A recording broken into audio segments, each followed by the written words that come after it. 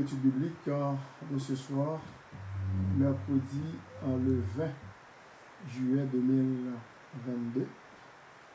Et nous allons continuer notre étude sur la culpabilité. Et comme nous avons vu depuis quelques mercredis, c'est sur le salut, délivrance de la culpabilité et du châtiment du péché. Et nous allons poursuivre. Et maintenant, nous allons nous courber dans la prière. Adorable Père Céleste, et nous sommes devant toi ce soir pour te magnifier, pour te psalmodier, te glorifier, t'adorer, te louer. Parce que de toute éternité, tu es Dieu dans les cieux et sur la terre et sous la terre. Nous te bénissons, nous te louons et nous te remercions pour tout ce que tu as fait pour nous en Jésus-Christ, pour un grand sacrifice que Jésus-Christ a accompli pour nous sur la croix. 2000 ans de cela, il s'est donné lui-même pour nous, sur le bois infâme de la croix, pour nous racheter de la malédiction du péché et pour nous donner la vie éternelle. Son sang fut versé pour nous. Il l'a fait volontairement pour payer la dette de nos péchés, pour que nous puissions obtenir ce grand salut que nous n'avions pas mérité. Et merci pour cette vie éternelle. Et merci pour cette belle occasion que tu nous accordes de venir à tes pieds pour apprendre ta parole. C'est toi, notre enseignant,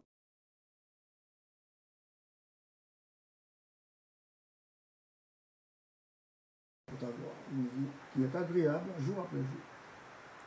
Et nous te prions de prendre en considération ce moment et faire en sorte que nos frères et sœurs qui nous écoutent soient édifiés et que les âmes puissent passer des ténèbres à ton avenir.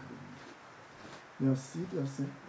Nous te demandons tout cela avec le pardon de nos péchés dans le nom précieux de ton Fils Jésus, lui qui vit et qui règne au siècle des siècles. Amen.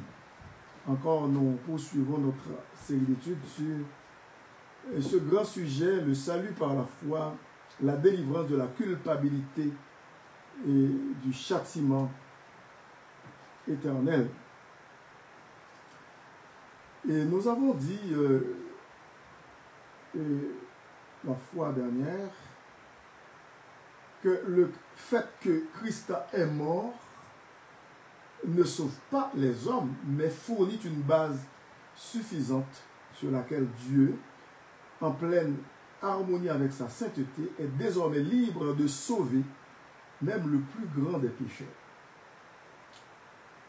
Qui veut dire que Christ qui mourit pour nous sur la croix, eh bien, c'est pas ça qui est capable de sauver, sans pas accepter comme sauveur et Seigneur personnel. Et si vous ne pas mettez foi dans lui-même, en ce grand sacrifice sanglant pour nous sur la croix, 2000 ans de cela. C'est lorsque vous recevez ce sacrifice, ce salut, par la foi, comme ça, vous êtes capable d'une petite bon Dieu, déclaré enfant de Dieu et par le Saint-Esprit. C'est ce que la parole nous fait comprendre. Et lorsque nous regardons dans Jean chapitre 1, verset 12, qui dit que la parole fait chair, à savoir Jésus-Christ lui-même, et fait de nous les enfants de Dieu. Et elle a donné le pouvoir de devenir enfant de Dieu, c'est-à-dire la parole, le Verbe incarné, Jésus-Christ. A donné le pouvoir de devenir enfant de Dieu. Quiconque s'approche de Dieu par la foi. Ça, c'est une réalité qu'on ne peut pas nier, on ne peut pas la contourner, cette vérité. Parce que c'est la parole de Dieu qui nous le dit. Si nous regardons dans Jean chapitre 1er, et dans Jean chapitre 1er, il est dit ici, au verset, à partir du verset 6, il y eut un homme envoyé de Dieu. Son nom était Jean. Il vint pour servir de témoin, pour rendre témoignage à la lumière, afin que tous crussent par lui. Il n'était pas la lumière, en parlant de Jean, Jean le Baptiste. mais il parut pour rendre témoignage à la lumière. Cette lumière était la véritable lumière qui, en venant dans le monde, éclaire tout homme, à savoir Jésus-Christ lui-même, qui est la lumière du monde, parce que dans Jean 8,12, Jésus-Christ a dit qu'il est la lumière du monde. Elle était dans le monde, cette lumière qui est aussi la parole vivante de Dieu, la parole faite chair, et le monde a été fait par elle, et le monde ne l'a point connue. Elle est venue chez les siens, c'est-à-dire ses compatriotes, les Juifs, les Israéliens, les Israéliennes. Et, écoutez bien, elle est venue chez les siens, et les siens ne l'ont point reçue. Mais à tous ceux qui l'ont reçue, à ceux qui croient en son nom, elle a donné le pouvoir de devenir enfant de Dieu. Vous voyez qu'ici, il y a une vérité qu'il faut comprendre. Nous ne sommes pas nés de Dieu. Nous ne sommes pas nés, plutôt, enfants de Dieu. Mais nous le devenons. On n'est pas né chrétien. Non, on n'est pas né enfant de Dieu. On le devient. Ici, il est dit, mais à tous ceux qui l'ont reçu, c'est le verset 12, à ceux qui croient en son nom, dans le nom de Jésus, le plus beau nom, le merveilleux nom. Elle a donné le pouvoir de devenir enfants de Dieu, lesquels sont nés, non du sang, ni de la volonté de la chair, ni de la volonté de l'homme, mais de Dieu. Ce n'est pas parce que vous voulez que cela peut se produire, mais Dieu lui-même, dans sa grâce infinie, par sa volonté, et bien, dans sa souveraineté, vous a poussé à la repentance par son Saint-Esprit. Qui veut dire Dieu a travaillé dans vos cœurs par son Saint-Esprit pour recevoir son Fils Jésus-Christ. C'est une grâce. Le verset 14 dit, et la parole a été faite chair, c'est Jésus-Christ, et elle a habité parmi nous pleine de grâce et de vérité. Et nous avons contemplé sa gloire, une gloire comme la gloire du Fils unique venu du Père. Donc, vous voyez que pour être enfant de Dieu, pour devenir enfant de Dieu, il faut recevoir Jésus-Christ et dans son cœur. Donc, comme je vous ai dit, oui, la mort de Jésus-Christ est primordiale, est fondamentale pour le salut de quiconque croit en lui. Mais il faut le recevoir, ce salut. C'est la bonne nouvelle que le chrétien est chargé d'annoncer au monde.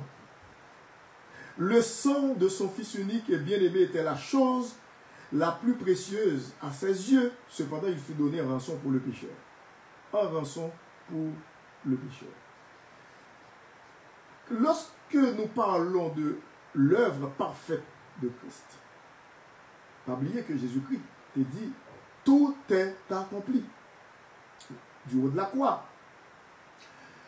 Et c'est l'avant-dernière des 7 paroles de la croix. Je veux dire, il y avait 7 paroles, mais la 6e parole, Jésus-Christ a dit, tout est accompli. Et la dernière parole, qui était la 7e, il a dit, avant de mourir, Père, je remets mon esprit entre tes mains. Donc, le péché avait séparé pour toujours le pécheur de Dieu.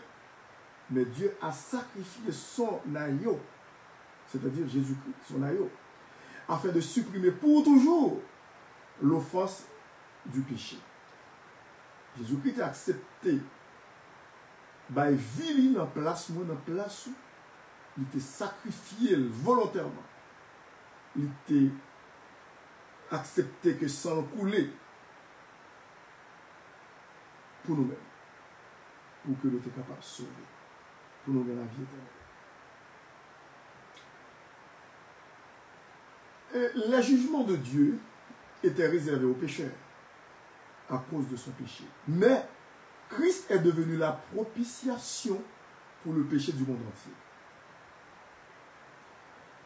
La nouvelle que tout cela est entièrement accompli constitue le message que le pécheur est appelé à accepter sur le témoignage de Dieu. L'on ne saurait croire véritablement, sans expérimenter un soulagement, à la pensée que la question du péché a été ainsi réglée et de la reconnaissance envers Dieu pour cette œuvre inouïe. Jésus-Christ était accepté par la croix. Et nous sommes capables de dire, nous sommes capables de voir ça dans Ésaïe 53, 700 ans avant l'arrivée de Jésus-Christ. Car il était blessé pour nos péchés, brisé pour nos iniquités. Le châtiment qui nous donne la paix est tombé sur lui, sur Jésus. Et c'est par ses meurtrissures que nous sommes guéris. Quel merveilleux message! Le message de l'évangile, le message du salut, la bonne nouvelle, la délivrance du péché. Quand il est question du salut, pas le salut.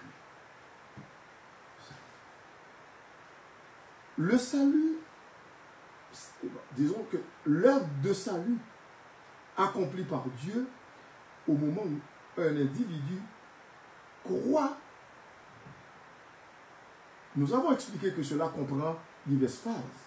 Nous avons parlé de la rédemption, c'est-à-dire le rachat de l'être humain, la réconciliation, parce que nous étions en guerre contre Dieu. Dieu a choisi, c'est lui qui a pris l'initiative de nous réconcilier avec lui par la mort de son Fils Jésus-Christ sur la croix.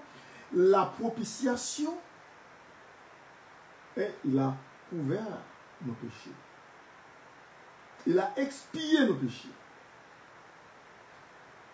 Et dans l'Ancien Testament, ce mot propitiation ou expiation, c'est le couvercle de l'arche de l'Alliance dans l'Ancien Testament. Dans le désert, lorsque les enfants d'Israël ont construit cette arche, il y a ce couvercle sur l'arche qui s'appelle le propitiatoire. C'était dans l'Ancien Testament de façon temporaire que Dieu a couvert le péché de l'homme, des enfants d'Israël qui étaient là. Et aussi ce thème de l'expiation. Maintenant, arrivé dans le Nouveau Testament, il est question de notre thème que Jean-Baptiste a prononcé lorsqu'il a vu venir l'agneau de Dieu, Jésus-Christ lui-même. Il a dit, voici l'agneau de Dieu qui ôte le péché du monde. Ce n'est pas une couverture qui était sur le péché, mais Dieu a enlevé nos péchés en Jésus-Christ. Jésus-Christ est l'agneau qui ôte le péché du monde. Alors, c'est pour cette raison qu'on parle du salut, c'est l'œuvre de salut suprême, ou qui veut dire l'œuvre de salut accomplie par Dieu au moment où un individu croit ou met sa confiance en Jésus-Christ, comprend ces phases suivantes: la rédemption, la réconciliation, la propitiation, le pardon, la régénération, qui est la nouvelle naissance, l'imputation, parce que Dieu nous a imputé sa justice, la justification, la sanctification, la perfection et aussi la glorification. Ce sont des thèmes qu'on peut apprendre dans la Bible, parce que ces thèmes-là se trouvent dans la Bible. Et pour poursuivre avec ce thème de salut, cette œuvre nous rend capables. Et lorsque nous regardons dans Colossiens, chapitre 1er, verset 12, il y a plusieurs bagailles que nous faisons. Écoutez bien, dans verset 12, il dit, rendez grâce au Père qui vous a rendu capable d'avoir part à l'héritage des saints dans la lumière. Donc, cette œuvre nous rend capable. De quoi? D'avoir part à l'héritage des saints. Et puis, cette œuvre de Jésus-Christ pour nous sur la croix, qui nous donne le salut, nous fait adopter par Dieu. Et lorsque nous regardons dans Éphésiens chapitre 1, verset 6, il a dit au verset 6, et selon le bon plaisir de sa volonté à la louange de la gloire de sa grâce qu'il nous a accordé en son bien-aimé. Bon, il veut dire, regardons de près le verset, depuis le verset 3. Béni soit Dieu le Père de notre Seigneur Jésus-Christ qui nous a bénis de toutes sortes de bénédictions spirituelles dans les lieux célestes en Christ. En lui, c'est-à-dire en Jésus-Christ, Dieu nous a élus avant la fondation du monde pour que nous soyons saints et irrépréhensibles devant lui. Nous ayant prédestinés dans son amour à être ses enfants d'adoption. Nous avons été adoptés. D'adoption par Jésus-Christ selon le bon plaisir de sa volonté, à la louange de la gloire de sa grâce qu'il nous a accordée en son bien-aimé, c'est-à-dire en Jésus. N'oubliez pas que l'œuvre de Christ là, il rend nous capables. Rend nous capables, eh bien, de qui ça? Et il fait que nous sommes capables héritiers du royaume de Dieu. Nous sommes héritiers de Dieu et co-héritiers de Jésus-Christ. Parce que il dit dans Colossiens 1, verset 12, rendez grâce au Père qui vous a rendu capable d'avoir part à l'héritage des saints dans la lumière. Et puis, deuxièmement, cette œuvre nous fait adopter par Dieu, d'après Éphésiens, chapitre 1, verset 5, depuis verset 3 jusqu'au verset 6. Je viens de vous lire. Et puis, encore, cette œuvre nous fait devenir justice de Dieu. Et regardez dans 2 Corinthiens 5, verset 21. Nous sommes devenus justice de Dieu. Verset 21. Il est dit, soyez réconciliés avec Dieu. Celui qui n'a point connu le péché, il l'a fait devenir péché pour nous, afin que nous devenions en lui justice de Dieu. Donc, ici, il n'est pas question de devenir pécheur. Comme je vous ai dit, et mercredi dernier, Jésus-Christ ne s'est fait pas pécheur. Autrement, il ne pourrait pas nous sauver. Mais il s'est fait pécher pour nous. Il a été fait pécher pour nous. C'est-à-dire, il a pris nos péchés sur la croix. Il a pris nos péchés sur lui-même en mourant sur la croix. Et il a fait de nous des enfants justifiés.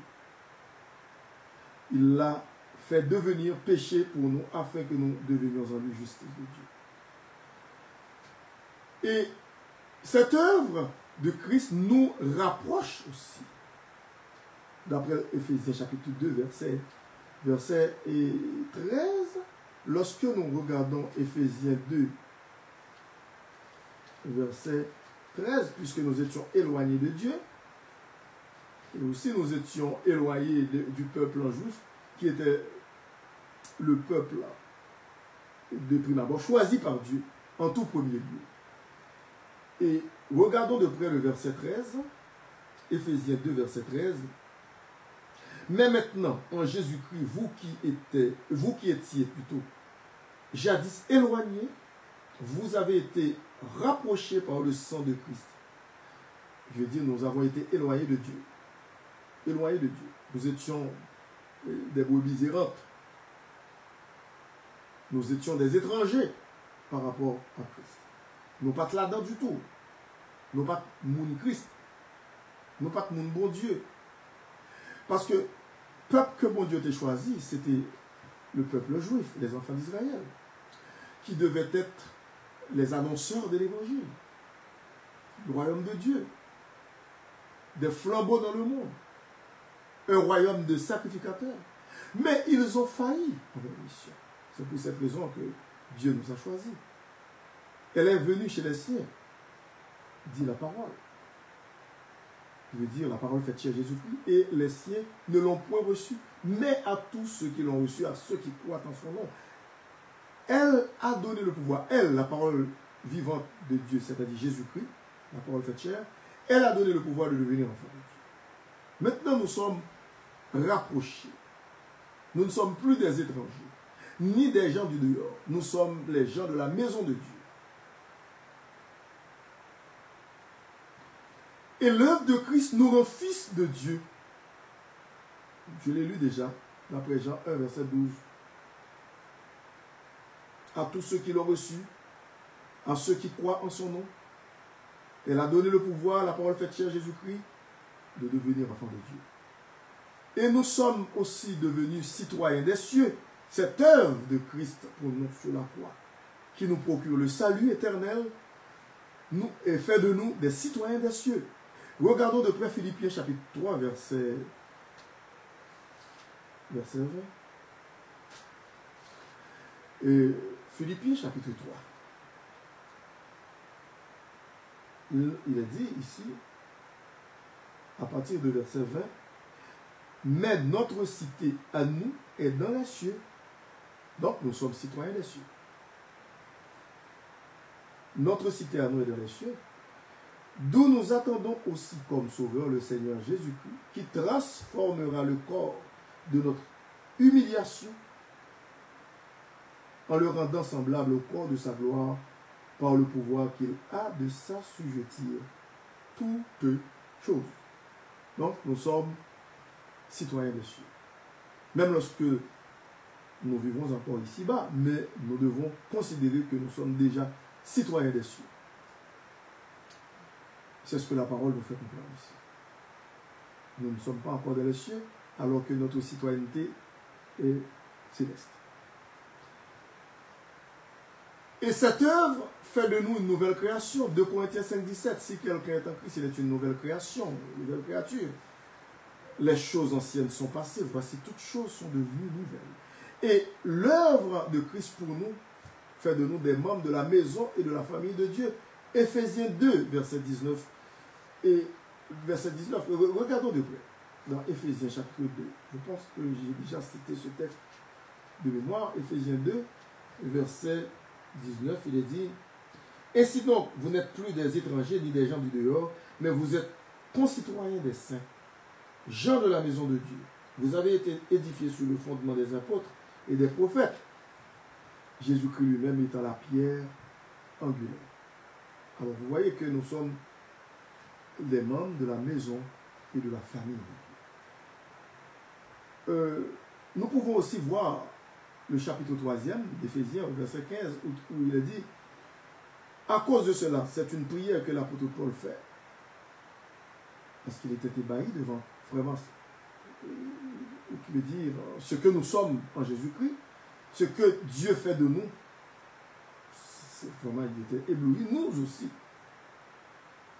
À cause de cela, je fléchis les genoux devant le Père duquel tire son nom toute famille dans les cieux et sur la terre, afin qu'il vous donne, selon la richesse de sa gloire, d'être puissamment fortifié par son esprit dans l'homme intérieur, en sorte que Christ habite dans vos cœurs par la foi. Par la foi. Et lorsque vous continuez à lire ce passage, on voit que l'apôtre Paul parle vraiment de l'amour infini de Dieu pour nous. Il est dit, afin qu'étant enraciné et fondé dans l'amour, en parlant de l'amour de Christ, vous puissiez comprendre avec tous les saints, tous nos frères et sœurs, en Jésus-Christ et à travers le monde, quelle est la largeur, la longueur, la profondeur et la hauteur, et connaître l'amour de Christ qui surpasse toute connaissance, toute intelligence, toute connaissance, en sorte que vous soyez remplis jusqu'à toute la plénitude de Dieu. Vous voyez quel privilège que nous jouissons, que nous sommes en train de jouir en Jésus-Christ. Et cette œuvre aussi nous confère une grande plénitude en Christ.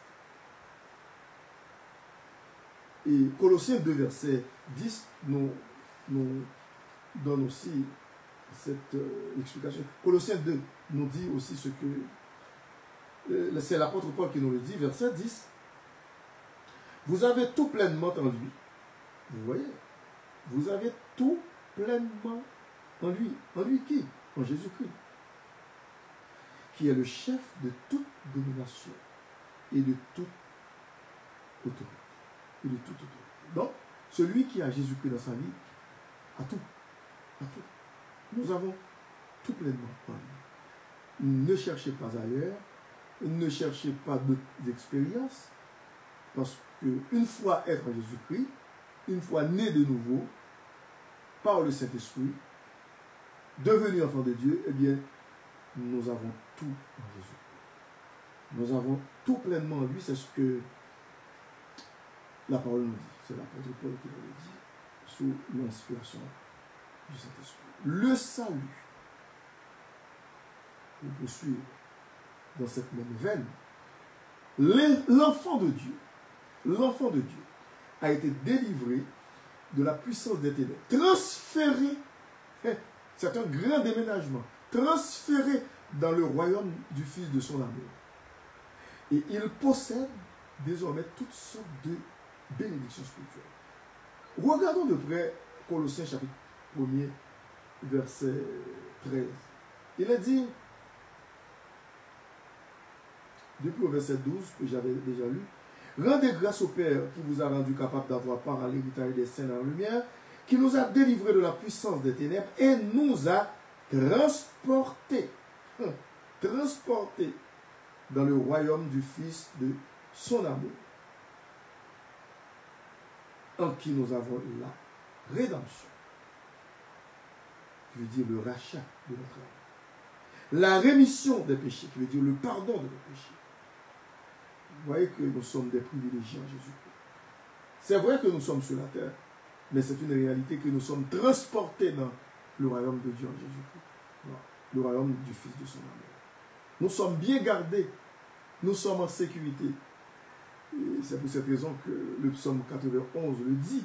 Celui qui demeure sous l'abri du Très-Haut repose à l'ombre du Tout-Puissant. Nous gagnons pleine sécurité en Jésus-Christ. Nous ne pouvons pas nous perdre en rien. Parce que nous bien gardons. Et Psalmiste te dit ça aussi. David, dans le psaume 23, il dit, l'Éternel est mon berger, je ne manquerai de rien. Il me fait reposer dans de verts pâturages.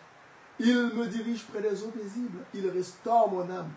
Il me conduit dans les sentiers de la justice à cause de son nom. À cause de son nom.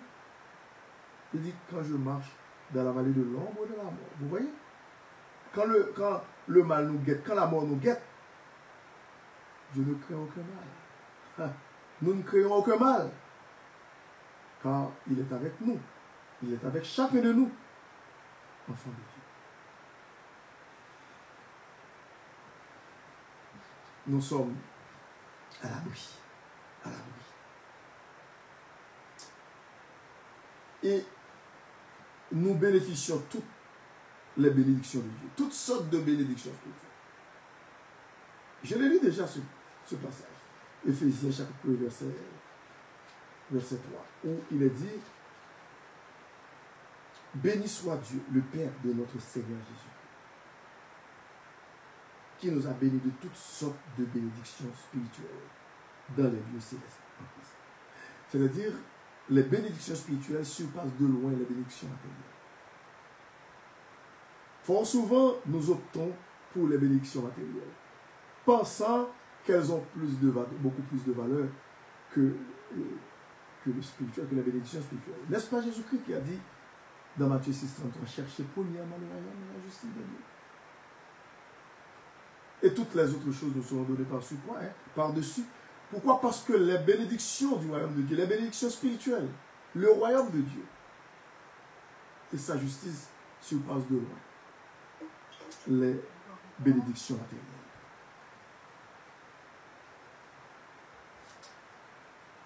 Nous sommes arrivés au point 4. La culpabilité et le châtiment du péché effacé. Je vais répéter. Je répète. La culpabilité et le châtiment du péché effacé. Écoutez, bon bagage qui est important que nous devons connaître, nous devons connaître nous-mêmes. Mes bien-aimés, en Jésus-Christ. Mes frères et sœurs, en Jésus-Christ. Parmi les œuvres surprenantes de Dieu mentionnées plus haut, se trouve la suppression de la culpabilité et du châtiment encouru par le pécheur. Car il est dit de celui qui est sauvé qu'il a le pardon de toute cette transgression et se trouve à jamais justifié. Ah, quel beau message. Justifié pour l'éternité.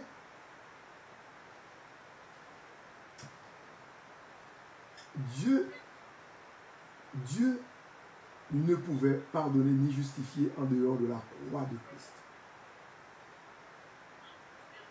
Christ étant mort, Dieu peut désormais sauver entièrement et parfaitement tous ceux qui viennent à lui par Jésus. Si vous voulez connaître, qu'est-ce que ça veut dire le salut en Jésus-Christ? Eh bien, lisez la parole de Dieu, lisez la Bible. Vous allez voir le salut qui nous a été donné par Jésus-Christ. Lorsqu'il a dit tout est accompli. Il a pleinement accompli les prophéties qui ont été annoncées le concernant dans la Bible, dans l'Ancien Testament. Eh bien, Jésus-Christ était venu accomplir toutes ces prophéties. Jésus-Christ avait dit une fois aux pharisiens, aux sadducéens, aux docteurs de la loi, les scribes, vous sondez les Écritures. Eh bien, pensant trouver la vie éternelle, mais pourtant c'est de moi qu'elles parlent, ces Écritures-là. Jésus-Christ a accompli toutes les prophéties de la Bible. Tout est accompli.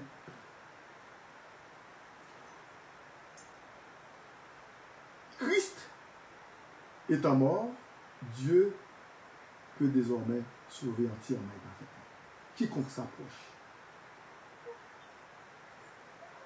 de lui en Jésus-Christ. Quiconque vient à Dieu en Jésus-Christ a le salut éternel. Quiconque regarde à la croix, il est sauvé. Sauvé pour l'éternité.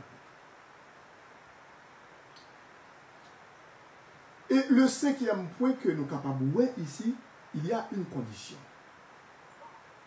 La seule condition du salut, c'est de mettre sa foi en Jésus-Christ, c'est de croire.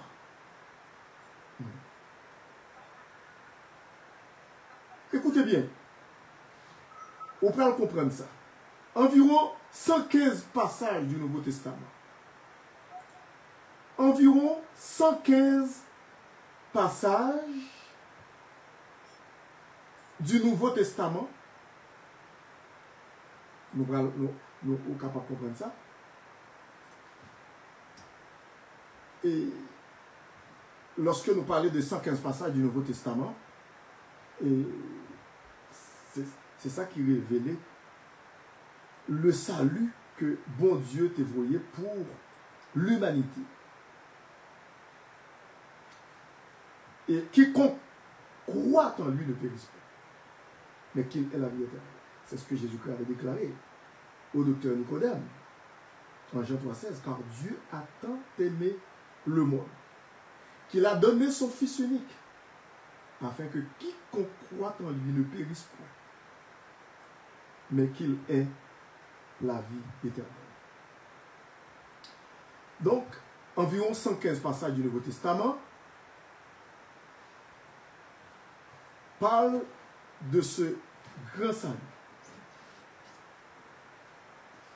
qui veut dire la nécessité pour être sauvé. Il faut que le pécheur croie.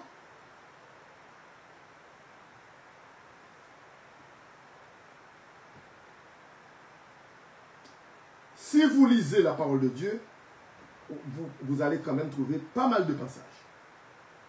Mais comme je vous ai dit, il y a environ 115 passages du Nouveau Testament qui déclarent que pour être sauvé, il faut que le pécheur croie. En outre, il ressort de 35 autres passages que ce salut dépend de la foi, ce qui revient au même. Toutes les Écritures sont en harmonie avec cette vérité fondamentale. Dieu seul peut sauver une âme et il ne peut la sauver que par le sacrifice de son Fils, Jésus-Christ.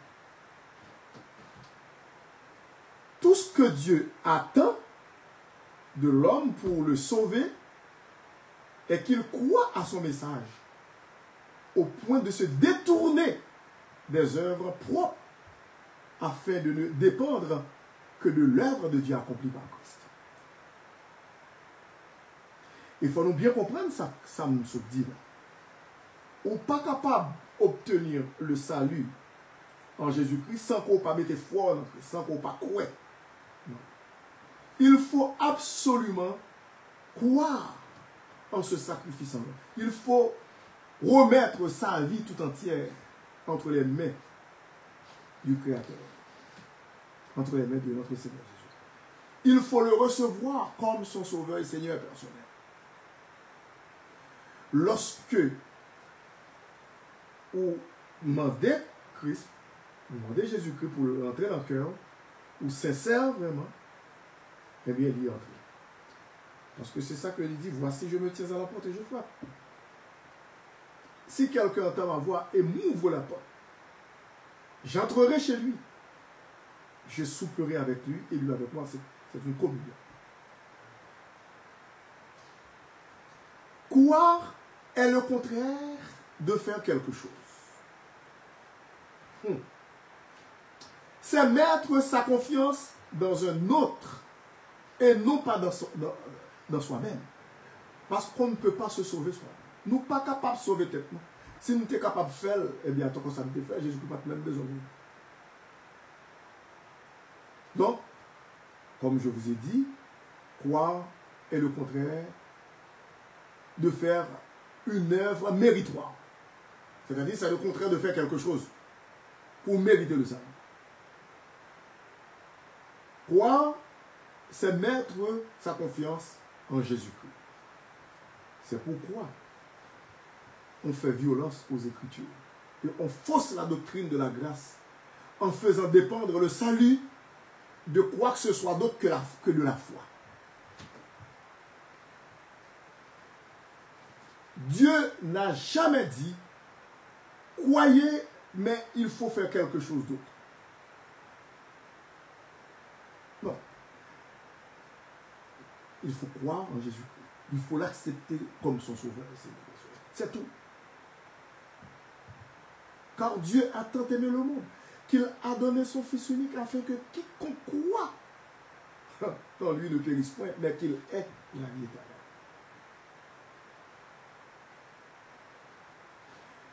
Dieu n'a jamais dit croyez et priez. Non. Tout simplement, croyez en Jésus-Christ. Croire, c'est ça qui est fondamental.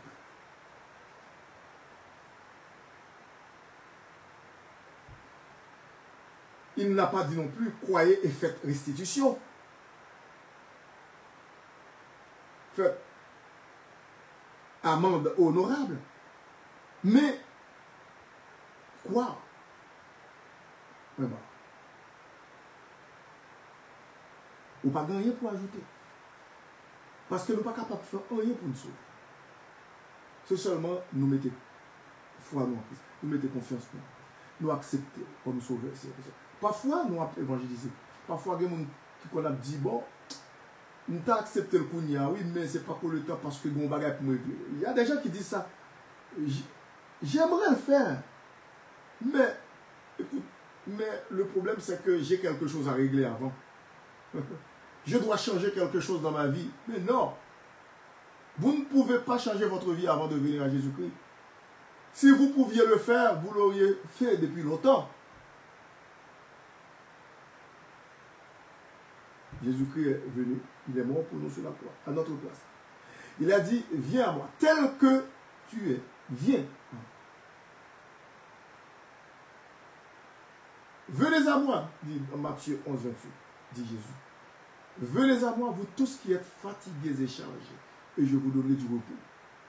Du repos pour vos âmes. Les gens qui m'écoutent, qui n'ont pas encore Jésus-Christ dans leur vie, c'est le temps de recevoir ce beau message du salut. Avant qu'il ne soit trop tard. Écoutez, il y a des passages dans la Bible qu'on trouve aussi des choses à côté du verbe croire. Mais il faut bien comprendre le contexte. Ces passages, on le place dans les Écritures. Mais s'ils avaient la même valeur que la foi pour le salut, ils ne seraient omis dans aucun des passages indiqués. Ce qu'il faut faire pour être sauvé. Lorsque nous regardons dans Jean 1, verset 12, écoute, Jean 3, 16, le verset 36, Jean 5, 24, je vais lire ce passage. Nous avons déjà lu Jean 1, verset 12. À ceux qui l'ont reçu, à ceux qui croient en son nom.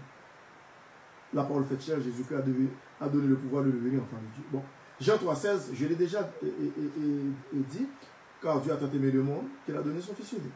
Bon. Et puis le verset 36 dans Jean 3, regardons de près verset 36, dans Jean chapitre 3. Il est dit, celui qui croit au Fils a la vie éternelle. C'est le verbe quoi qui est là. La chose à faire pour être sauvé, c'est de croire. C'est simple. Celui qui croit au Fils a la vie éternelle. Celui qui ne croit pas au Fils ne verra point la vie, mais la colère de Dieu demeure sur lui. Et lorsque nous regardons dans Jean 5, dans le même évangile, Jean 5, verset 24, c'est Jésus-Christ qui parle. Il est dit, en vérité, je vous le dis, celui qui écoute ma parole et qui croit à celui qui m'a envoyé a la vie éternelle et ne vient point en jugement, mais il est passé de la mort à la vie. C'est-à-dire jugement dernier devant le grand trône blanc. Pour les gens qui n'ont pas Jésus-Christ, ils vont passer devant le grand trône blanc dans Apocalypse 20. C'est ce jugement qu'il parle ici, que Jésus parle.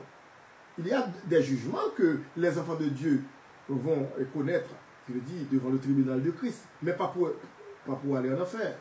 C'est pour recevoir des récompenses. Ou non, qui dépend de la façon dont vous avez servi le Seigneur en tant qu'enfant de Dieu. Mais ici, dans Jean 5, 24, il est question du jugement dernier, dans l'Apocalypse 20.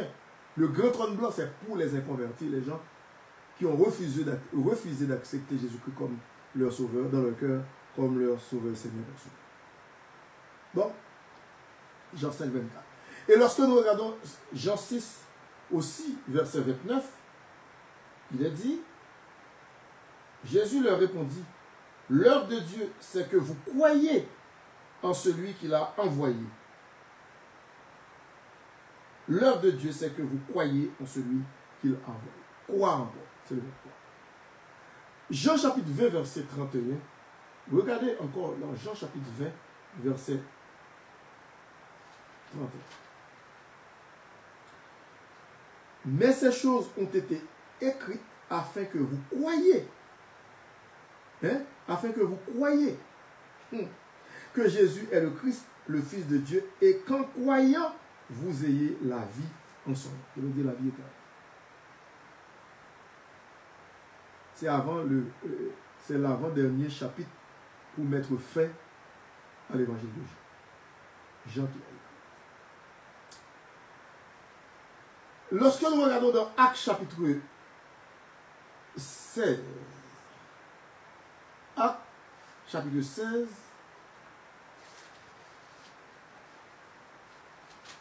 verset 30. Écoutez bien. Ça, c'est l'apôtre Paul qui a évangélisé. Et qui a évangélisé le geôlier, lorsqu'il était en prison, il a été lui-même et Silas, que la Bible appelle Sylvain, ont été tous jetés en prison pour la cause de l'évangile. Et puis, durant la nuit, il chantait, il louait le Seigneur. Au milieu de la nuit, qu'est-ce qui est arrivé? Eh bien, il y avait un grand tremblement de terre, et puis les portes de la prison étaient comme... C'était secoué, c'était arraché, puis les gens, les prisonniers, pouvaient quand même se sauver. Mais l'apôtre Paul ne voulait pas. L'apôtre Paul est resté avec Silas. Et cela a permis le salut du soldat romain. Le verset 31 dit, Paul et Silas répondirent. Paul et Silas répondirent, crois au Seigneur Jésus et tu seras sauvé, toi et ta famille. Bon. Et quand on regarde ici, et le contexte, il est dit, j'avais dit quelque chose déjà, mais il dit, comme nous allions, verset 16, au lieu de prière, une servante qui avait un esprit de python, il dit un esprit de vipère, serpent, et qui, en devinant, procurait un grand profit à ses maîtres, vint au devant de nous et se mit à nous suivre, Paul et nous. Elle criait, ces hommes sont les serviteurs du Dieu très haut, et ils vous annoncent la voie du salut. Elle fit cela pendant plusieurs jours. Paul, fatigué, se retourna et dit à l'esprit, je t'ordonne au nom de Jésus-Christ de sortir d'elle. Et il sortit à l'heure même, ce mauvais esprit. Vous voyez que ce n'est pas toutes les fois que quelqu'un parle de vous, vous pensez c'est en bien, et puis, oh, c'est un serviteur de Dieu, ce sont des serviteurs. Ça peut être des mauvais esprits aussi pour vous nuire. Paul a chassé cet esprit. Il a eu le discernement de comprendre que ce n'était pas l'esprit de Dieu qui animait cette femme. Même lorsqu'elle disait, ces hommes-là sont des serviteurs de Dieu. Les maîtres de la servante, voyant disparaître l'espoir de leur gain, parce que cette femme devinait pour eux, pour avoir des gains, se saisirent de Paul et de Silas et les traînèrent sur la place publique devant les magistrats. Ils les présentèrent aux prêteurs en disant, ces hommes troublent notre ville. Ce sont des Juifs qui annoncent des coutumes qu'il ne nous est permis ni de recevoir ni de suivre, à nous qui sommes Romains. La foule se souleva aussi contre eux. Et les prêteurs, ayant fait arracher leurs vêtements, ordonnèrent qu'on les battît de verge. Après qu'on les eut chargés de coups, ils les jetèrent en prison en recommandant aux geôliers de leur garder sûrement.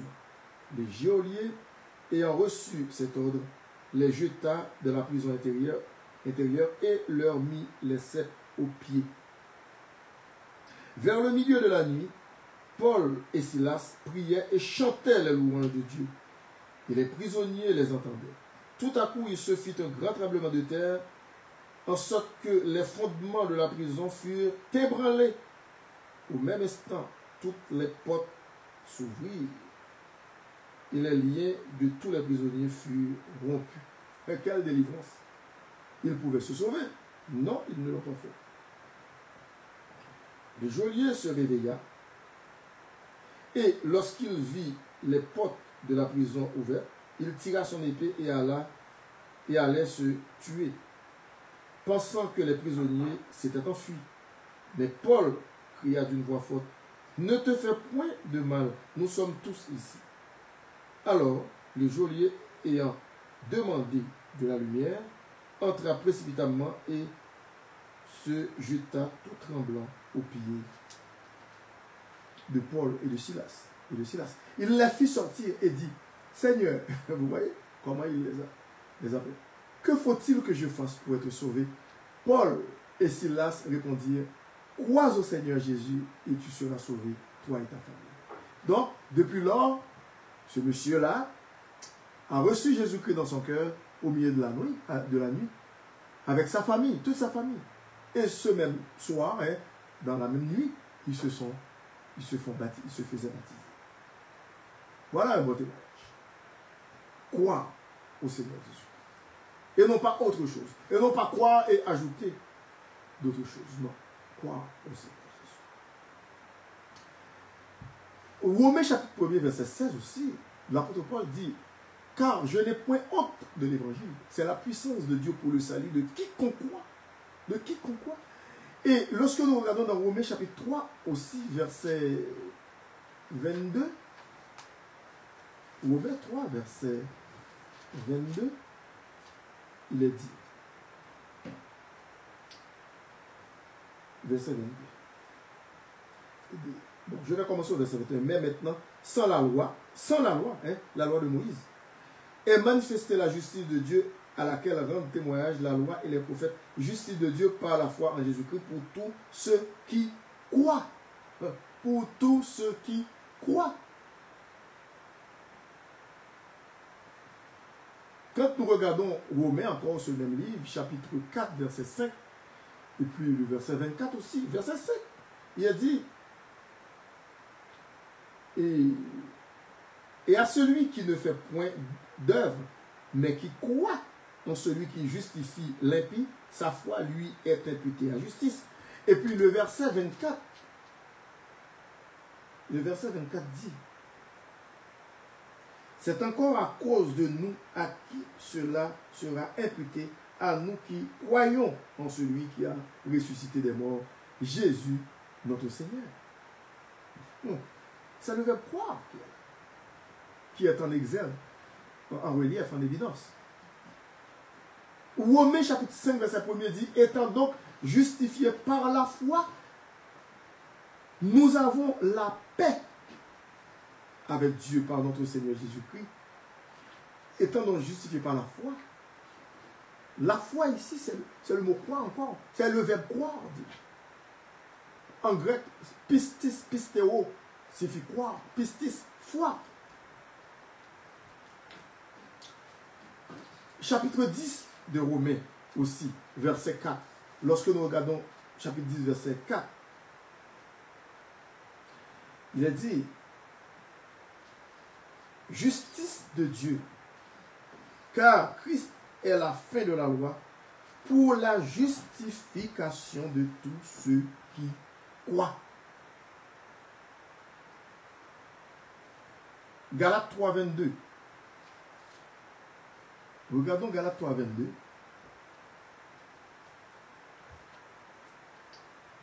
Et vous terminez dans Galates 3, 22.